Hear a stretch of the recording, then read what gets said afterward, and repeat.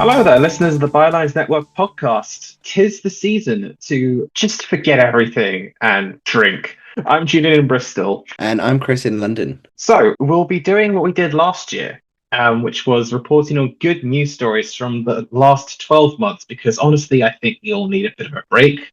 That episode ended up being one of the shortest of the main episodes. So, here's hoping that it will be slightly longer this time around. I think I'll kick off a story that I found quite encouraging about the sea turtles, which have apparently moved on from the endangered list thanks to conservation efforts. From, as with most species, the decline of the sea turtle has been, you know, steadily going down since like the 1960s to the point where it has been on the endangered list for a good 30 years, I would say. Mainly because people have been, harvesting their eggs for human consumption, and pollution in the ocean hasn't really done them any favors. Like one of the reasons why we got rid of plastic straws was because apparently they get lodged in their nostrils and make it difficult for them to breathe. But yeah, good news, everybody. Our conservation efforts have, patrolling the beaches where they lay their eggs and trying to clean up the ocean as best we can has meant that they have now off the endangered species list. It's always good to hear positive news stories about wildlife because I feel like growing up it was this species is at risk of going extinct. This one's on an endangered list. Well, I remember seeing a post on Tumblr about this because this was a couple of months ago. Also, another good news story: whales have apparently been taken off the endangered species list as well. I can't remember what the post said specifically, but it said something like, "You don't understand how big this was. This was a rallying cry for like an entire generation of people. So just seeing something like this happen, that can only really encourage people that maybe we're not in as hopeless situation as we are, environmentally speaking." It's pretty hard to argue against protecting biodiversity, even though in this country that's a conversation that people seem to like having. But one of my good news stories is linked to that, and it's the High Seas Treaty, which has reached the threshold for ratification at the UN. So it's got 60 countries signed up to it now. There might be more by the time we publish, but I think it's 60 at the moment. And essentially, this they've been trying to do this for a long time, but essentially, it's the first legally binding global treaty to protect marine life in areas beyond national borders. So, like in international waters where there's not really any jurisdiction. So people have kind of been like, "Oh, well, we can do whatever the hell we want here," and that is it's all about protecting the sea where there's no national country owning that area. So the wildlife in it, specifically, I think it covers about two-thirds. The technical word is the high seas. That's like two-thirds of the world's water surface.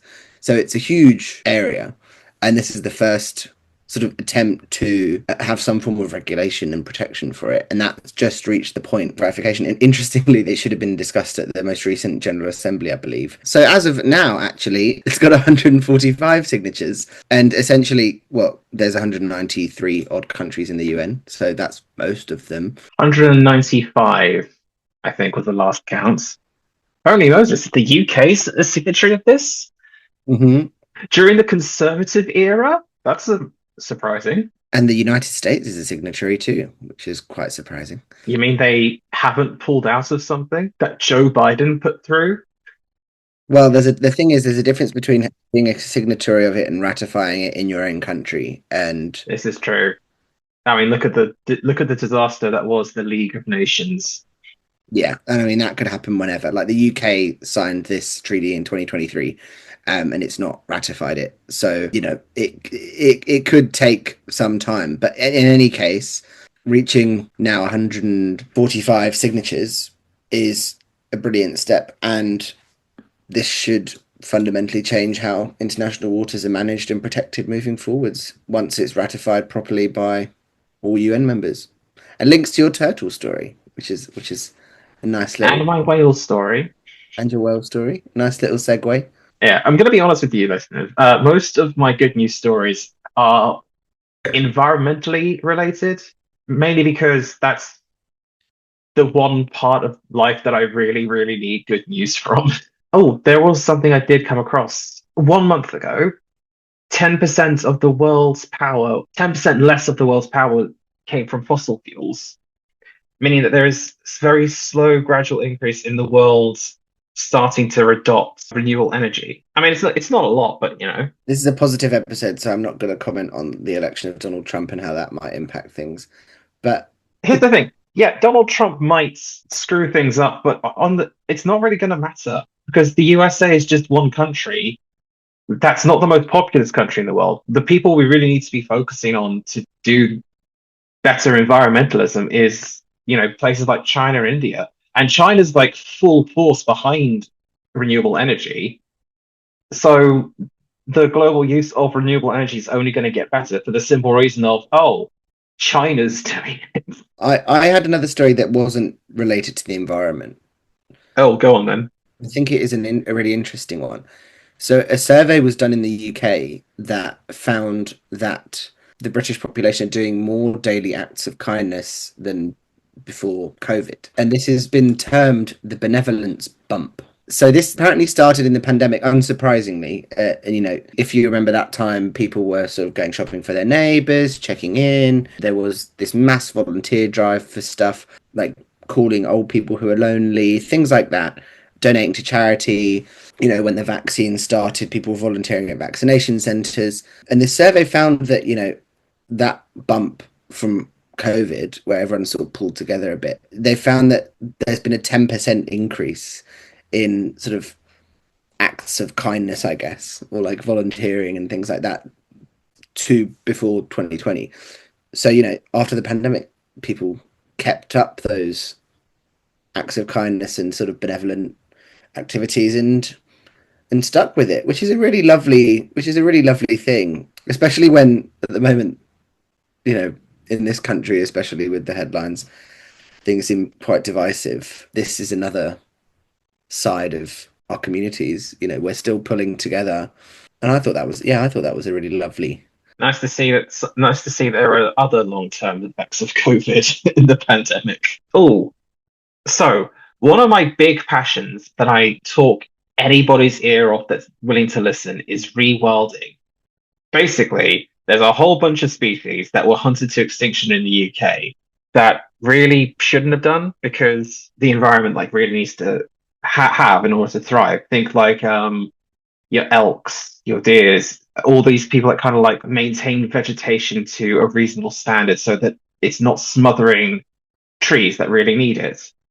And one of the biggest recent successes, has been the reintroduction of the Eurasian beaver back to the UK. It happened first in 2023, I want to say, and they've slowly been introducing the creatures back into environments all over the United Kingdom. That makes sense for it. And I think last year in 2024, beavers were spotted on the River Avon for the first time in 400 years. And now, thanks to more conservation efforts, they are being re-released back into the Highlands of Scotland. They've got beavers in Enfield as well, where I live. They Yeah, they really, were. Enfield is one of the great success stories. yeah, I remember. Yeah, they tried it out in like a farm somewhere in the West Country. I want to say Devon, and then they slowly made their way up towards my neck of the woods, and then it was Enfield, and now it's gone. Well, it worked in England, so now we can try it in a proper country like Scotland. No, I remember. It was a big thing around here when it happened. They did it in a park, in a sort of wooded area in a place called Forty Hall. And if you go, like I've gone walking there, and there's a sort of path along the river, and you can see sort of the mini dams they build. It was really awesome. But that's fantastic. And the thing is, the areas that they have been introduced in have been areas that have been very poorly affected by flooding in recent years. And in the areas where they have been reintroduced, the flooding effects have been there, but they haven't been as bad because the beavers are basically nature's engineer. To this day, we have no idea why beavers build dams. They just have an innate need to build something when they hear flowing water. And because of this, glens have thrived, fens, glens, like swampy lands have, come back to life because of them. And the flooding effects of natural disasters has lessened. It's it's this genuinely could shape up to be like the next red kite success story of the UK, and it will also lend more credence to more reintroduction stories. So we could see a biodiversity revolution in the next 10 years because of success stories like this. It's genuinely exciting to me. And as bad as this sounds, and I'm not minimizing the success of this, I hope it's like it's not scary animals like bears or wolves or whatever. Well, yeah, with bears and wolves and even like the lynx, there's like a bit more of a debate around it because like the only areas where say a wolf would thrive is places like Scotland, and they've got the right to roam in Scotland. And if wolves go around, fenceless lands eating sheep, the farmers there will have to put up fences and thus ruin the right to roam rules. There, there are some animals that would work a lot better reintroducing to the UK than others, and predators are definitely up there.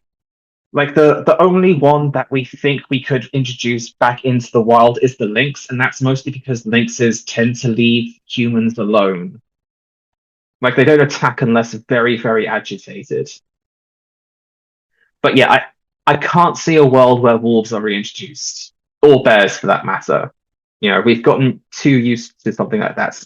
Things like lynxes and wild boars, I can definitely see being reintroduced because of this, but I have to admit there is a lie. Going off the topic of animals environmentalism for a hot minute, I did see a news report saying that homicides in London have fallen by 58% in 22, 23 years. Like they are at the lowest they have been for a good long while, which is, some positivity because I feel like people are giving London a very hard rap because, Sadiq Khan's in charge, so obviously everything went to hell when he got put in charge. Yeah, but I mean, there's this debate about, and if you're chronically on social media like I am, I shouldn't be. I'm aware that's not healthy. There's a horrendous amount of criticism of London, and there are for many reasons I understand, right? Affordability for one. Your pints are £11. What the hell? Like I say, affordability for one, the friendliness of people. And actually, I would debate that with anybody, to be fair. And actually, that survey I mentioned earlier about acts of kindness, they found that number of the amount that it increased more in cities, and it was more sustained. In London specifically, there was a larger increase. So I wouldn't buy this argument that all Londoners are unfriendly and really cold and horrible, because I'm an example of one that isn't. Well, speaking personally, I have found you to be an extremely cold and unlikable person. Oh dear. I think with this narrative around London being unsafe and a crime hotspot, in the big city you will always have crime. It's inevitable. You just will. The statistics show that it's down, but I think the way that social media algorithms and amplifies things, you have one person getting their phone snatched, that goes viral on TikTok, and all of a sudden everyone thinks their phone's going to get snatched. Like that does happen, and but it's not worse than it ever was. Like violent crime in London is has reduced. Like you said, homicide is dropped drastically. You just have to be sensible about like not flashing your brand new iPhone around in the street. Like, would you do that anywhere else? You know. So I think it's I'll fight for London. I always will. I love it. I have issues with it, but I'll always back it. I will also not necessarily fight, but I'll argue for London. Like it's too big for my liking. Like it's just too big. But it's not the hellscape that people like to portray it as. Mm. It's just your average like metropolis for crying out loud. And it is interesting that those statistics aren't published in like the Telegraph or the Daily Mail. That's not, it's interesting how those aren't covered there. Well, we're doing it on the Bylines Network podcast. So We're raising awareness this Yuletide. Have you got another one, Chris? I do. And these are more international stories. I think I said this in the last episode we did in December last year. I was sort of hoping for some form of improvement in Gaza and what was happening there. And, I think one of the good news stories in 2025 is that there's a ceasefire now. I know it's iffy, I know it's delicate, but at least it's some progress. And at least it's meant that a lot more aid has gotten into people who need it. And not as many people are dying every day. And I know it's still a horrific situation there. It's better than it was 6 months ago. And I think that's something to at least not celebrate, maybe be hopeful about that things improve more. But that would be another one for me, as well as sort of the talks about Ukraine in the last couple of weeks. But like neither of those conflicts, I mean, especially not Ukraine, neither of those are solved. Like there's not peace in either of those either Gaza or Ukraine. Even the fact that there are sort of structured talks involving parties now is a positive step. And it's very easy for us to we haven't lived through a war like this in our lifetimes. It's very easy to, especially I think because of the way society is, everything is so fast and quick and everything changes so rapidly that we think, oh, why can't they just sit down and agree a peace deal? And yet that does make sense. But diplomacy does take time, and even to see sort of the incremental steps that are key to building something that is lasting and fair for Ukraine. You had the initial proposal that was basically kicked out, being like, no, this is not acceptable. That in itself is something good, and the US, I think, have agreed that now that some of those points in the initial plan were just not workable. So I mean, who knows? Maybe this time next year we'll be talking and there won't be a war in Ukraine, but it's not there. But I think the noises are positive. I think there's things to be hopeful about. That's the word, hopeful. Going back to the topic that keeps on giving for me, there's been a fourth successful breeding season for the endangered Chisel Beach tern. Basically, the tern is the UK's smallest seaside bird, but it is unfortunately the most threatened. So there have been like small little pockets of reservations around the country, one of which has been on the infamous Chisel Beach, which I'm sure everybody in the UK knows. It's in Dorset, and it's the only beach where that's covered by water on both sides. I know Chesil Beach well. I did geography fieldwork there at school. I remember going there and being told we can't go past a certain point because it was egg laying season, and the eggs blend really well into the rocks. I wouldn't know because I wasn't able to go past that point. So one of the reservations for the tern has been Chisel Beach. And in the summer of 2025, 39 chicks have fledged, which is up from three from 2021. The tern story is a very familiar one, unfortunately. Like, been in like a little bit of a decline since the 1980s. The article I have in front of me is saying a 39% decline since the 1980s. And when the project started, the project has so far recorded 61 nests with approximately 55 breeding pairs. And like, good news all round. Human race is doing what it should be doing and like trying to preserve nature rather than cut it down. Do you have another one? I did actually, and it is another environmentally related one. It's that a ban on wet wipes, on the sale of wet wipes, is going to come into force in England and Wales over the next 2 years.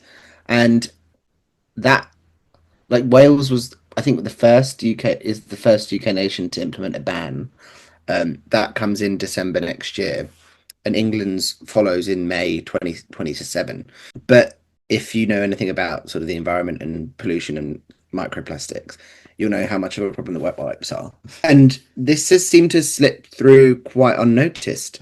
Because I don't remember when doing a sort of a bit of reading research for this episode, I don't remember that coming through or having sort of any fanfare when that happened. I think that's mostly just because people fundamentally misunderstand, what they put down the toilets. Like I know for the longest time, people thought that tissues, that you blow your nose with, and toilet paper are obviously the same thing because they're both like soft and white. But no, what people don't realize is that toilet paper is specifically designed to disintegrate as soon as it hits the water. Like it'll take like 30 seconds for it to like completely break down, but that's what toilet paper is designed to do. But wet wipes, ordinary tissues aren't designed like that, like at all. No. And both of these things will create what's called fatbergs, which does massive damage to like our sewer system. And I hate to think what how much we spend every year fixing those things. I know there was one recently in the Bristol area that cost millions just to get rid of. It's genuinely shocking. And I should clarify. Actually, they're not banning all wet wipes. They're banning ones with plastic interwoven into them. So you will still be able to buy wet wipes, but ones that are not. Environmentally sound. Yeah. So like, but it's another step. Like, it's another step from the government to change a behaviour that we were all used to and very reluctant to change, like plastic straws. Like I remember when that ban came in, people were furious. And yes, I still get annoyed at paper straws sometimes because they don't work properly, but it doesn't impact me actually that much at the end of the day. The same way that a ban on plastic wet wipes won't, and the same way that the 5p bag charge also made people change their behaviors. So, these are good incremental changes to, tackle. Actually, wet wipes I think is the biggest contributor, or like one of the most biggest contributors of microplastics in the water system in this country. Yeah, and after that, I think it's like the plastics that come out from washing your clothes, because that's horrendous. If you ever, oh my God, don't read the stats into that because it'll make you depressed. And there's literally not a lot we can do about that either. We're involved in politics. Everything makes us depressed. But yeah, I thought that was a good news story. I think it's a very good news story. It removed billions of tons of plastic from sewers and rivers, campaigners say, over the next decade, which is what we want. Okay, so the one of the last stories that because I have found like one more, but one of the last stories related to nature is that the red squirrel's numbers are on the rise. A long story short for a creature in the UK, but yeah, the red squirrel, previously the most dominant form of squirrels in this country, has been on rapid decline since the introduction of its more aggressive grey cousins. So they've only really existed in like pockets in forests in both Scotland and I believe Northern England And the Isle of Wight. and the Isle of Wight, very weirdly. That's a very vivid memory I have from a year six school trip to the Isle of Wight, and we saw red squirrels and Want to hear something weird? I come from a part of the country where black squirrels are quite common. black squirrels. Black squirrels, yes, those are a thing. I've seen several. It's very weird. But yeah, back to the cutest red squirrels. Yeah, so in a forest in Cumbria, the Winfell Forest near Penrith, the population of the red squirrels in that forest has gone from 147 to 215, a 24% increase so far this year. The forest itself is like one of 16 official red squirrel refuges in the UK. So like it's like a small little pocket where it's just kind of like everything in this land is protected. It's also, fun fact, why you are allowed to shoot grey squirrels because they are considered a pest. Yeah, and also if you catch them, you're not allowed to let them go. So like if they're like getting into your loft or whatever, and you put squirrel traps out, and you catch one, you have to dispose of it. You can't release it. Don't ask me how I know that. I haven't killed any squirrels. That's just a disclaimer. Yeah, no, this is actually something I'm genuinely passionate about. Like, just like I get the foreigners out of here, all right? At least when it comes to squirrels. Don't take that out of context. Grey squirrels, bindweed, like a whole bunch of like plants and animals that we thought were cute, and so they got brought over here, and they've been environmentally disastrous. You know, it's that kind of thinking in the Victoria era that has put a lot of places in the current positions that we are now. The mongoose in Hawaii, the whole of New Zealand. You know, just like this constant cross sharing of environments that aren't suited for it that people didn't think about. And I think it was on this show that we environmental sciences was a thing beforehand, but it didn't really become like a major thing until the 1950s. And then everyone just kind of went, oh, oh, oh no, oh no, that's. So were they? They didn't come over on on like a shipping boat by accident. Were they introduced? Is that what you're saying? I think squirrels were introduced, yeah, Because I thought because it was always an accident or something. Like they, one of them was on a boat and it got to Portsmouth or something, and it was like, "Wee, I'm free." But I have just had a quick Google, and it says that they were introduced by Victorian wealthy landowners for aesthetic purposes. And why you would think a grey squirrel is more aesthetically pleasing than a red squirrel, I do not know, because everybody has eyes. I've just looked it up, and one of the first results I've seen is a BBC article that says Bedford Duke blamed for spread of grey squirrels in the UK. Why is it always someone from my part of the world? There's a line in that article that makes me laugh. Rumours of a super squirrel had developed over the decades that could adapt better and spread further across Britain, but these were quashed in findings by Dr. Signorile. So yeah, I was correct. Thank you very much. People thought that they were cuter and better, and so introduced them, and they were wrong. Okay, well, I think we'll end with one more that I found, which is something that I have been calling for the longest time to anybody who would listen. The UK government is launching a pilot scheme that will help homeless people access banking. One of the biggest problems with like opening any kind of like bank account for homeless people is the fact that, you need a listed address to open an account. And this pilot scheme between the five big UK banks and the Treasury will be waive the need for people to have a fixed address in order to open a bank account. And the big five, by the way, is Lloyds, NatWest, Barclays, Nationwide, and Santander. It's not the big change that I want, like homelessness in this country, unsurprisingly, has skyrocketed since 2010. I wonder what happened in 2010. It's a mystery. And it's become a very, very visible problem. It is hell on earth being homeless. And it's even worse during the winter months. And yeah, them at least being able to have a bank account so they can, at the very least, access like benefits that will help them, I think is nothing but a good thing. Mm.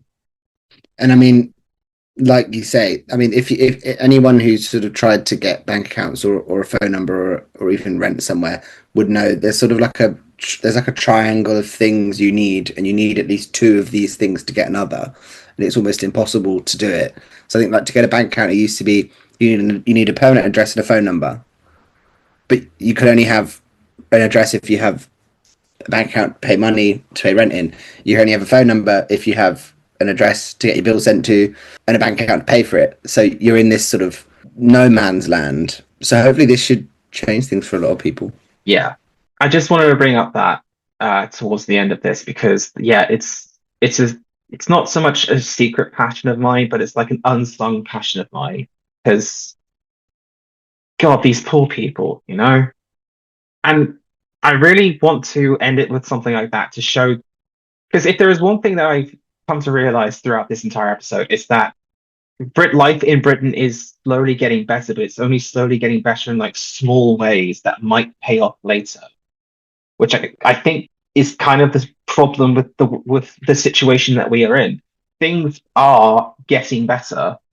It's just that it's being slow, and people are impatient after 14 years of government's austerity.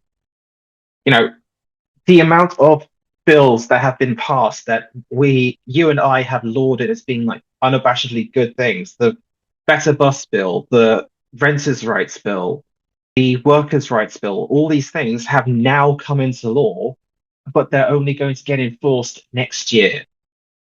That's kind of the problem. Like, we don't have that time. Well, we do have that time because Labour currently has like a massive majority that only an idiot would call for an election in the middle of. I don't know, it feels like we don't have enough time. Like in order for like Farage to not be successful, things need to get visibly better soon.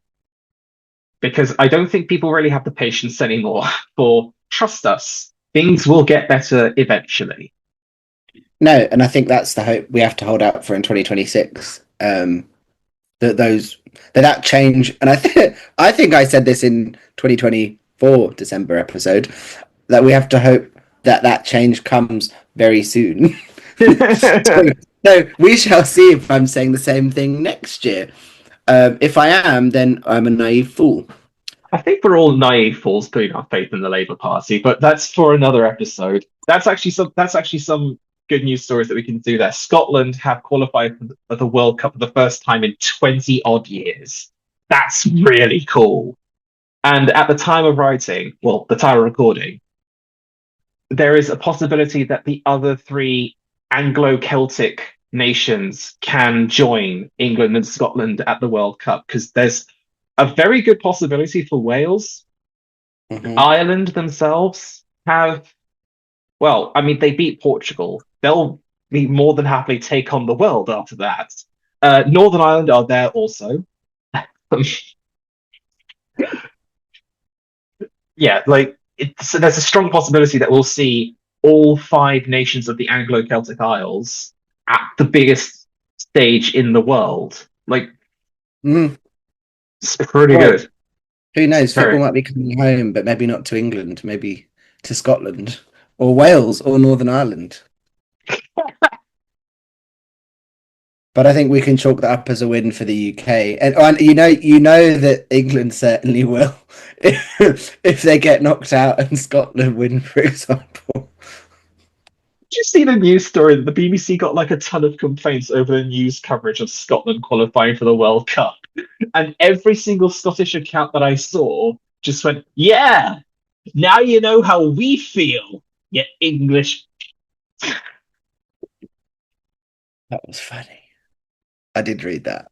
I do hope that you have enjoyed this episode, listeners, and I hope that we have brought at least a little sunshine into, let's face it, quite a miserable time. All we can really say is things can only get better. May 2026 be a much, much kinder year.